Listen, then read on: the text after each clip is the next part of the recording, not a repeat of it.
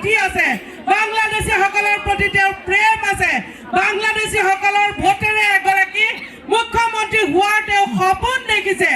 আৰু পাকিস্তানীৰ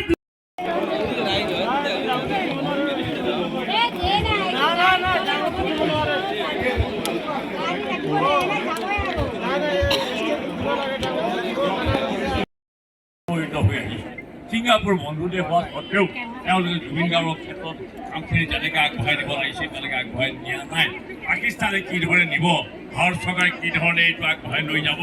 যোৱাকালি যিহেতু কেবিনেট সিদ্ধান্তটো চৰকাৰলৈ গৈছে, তেওঁলোকে সেইটো কি ধৰণে নিব তালৈ আমি বাট চাব লাগিব।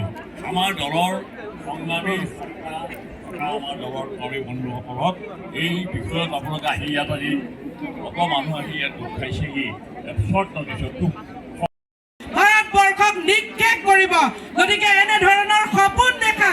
এনেধৰণৰ কুচক্ৰান্ত আৰু দুষ্ট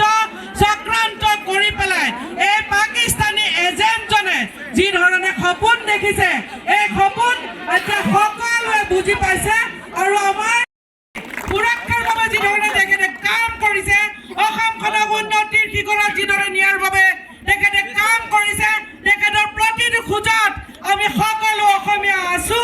আৰু তেখেতৰ শক্তি হৈ আমি আগবাঢ়ি যাম আৰু অসম